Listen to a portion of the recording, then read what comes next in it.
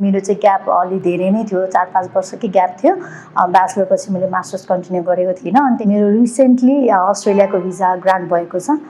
मेरो चाहिँ कप्तान बिजनेस स्कुल हो अनि सब्जेक्ट चाहिँ मेरो masters in health service management हो।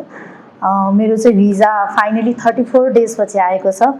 मैले यहाँ ग्रेससँग चाहिँ धेरै रिसर्च गरेँ। कन्सल्टेन्सी अब अभियस हो हैन, 2-4 वटा कन्सल्टेन्सी गयो, बुझियो, तर मलाई चाहिँ अलिकति सजिलो अनि मलाई मेरो डकुमेन्टेसनमा हेल्प पाउँछु होला भन्ने चाहिँ मलाई फर्स्ट टाइममा ग्रेस आउने बित्तिकै मैले थाहा पाएँ। अनि म चाहिँ विथ नो डाउट अनि ग्रेससँग जोडिएँ।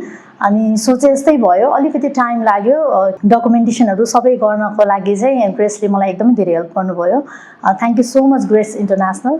अनि मेरो भिजा चाहिँ 34 डेजमा आयो। म सबैजनालाई के भन्न चाहन्छु भने नआत्तिनु होला। जसरी म चाहिँ एकदमै धेरै आत्तिएको थिएँ हैन, कसैको 1 हप्ता, कसैको 1 दिन भनेको छ, 10 दिन भनेको छ हैन, तर मेरो चाहिँ 34 डेज जम्मा नआउँदा पनि मलाई यस्तो टेन्सन भइरहेको थियो। ओरिएन्टेसन छुटिरहेको थियो। अनि तर हाम्रो ग्रेस इन्टरनेसनलको सबैजना टिमले, म्याम सरले चाहिँ नआत्तिनु, ढुक्क भएर आउँछ, हामीले राम्रो काम गरेका छौँ, हुन्छ नै भन्नुभएको थियो। त्यही भएर मलाई एउटै मात्र होप थियो कि अब जसको थ्रुबाट मैले अप्लाई गरिरहेको छु उहाँहरूले नै यस्तो हुन्छ टेन्सन नगर भन्नुभयो भनेपछि त हुन्छ होला भन्ने जस्तो लाग्यो। फाइनली त्यही भने जस्तै भयो, भिजा लाग्यो अनि एकदमै धेरै खुसी लागेको छ। देश छोड्दा चाहिँ अलिक दुःख पनि लाग्यो, तर जे होस् यो जर्नीमा चाहिँ हेल्प गर्नुहुने सम्पूर्णलाई फेरि पनि थ्याङ्क यू भन्छु। हजुरहरूलाई पनि बाहिर जानु मन छ भने ग्रेस इन्टरनेसनललाई चाहिँ सम्झिनु होला। मलाई लाग्दैन यहाँको स्टुडेन्टहरू चाहिँ कोही दुःखी भएर जानुहुन्छ होला। Thank you so much.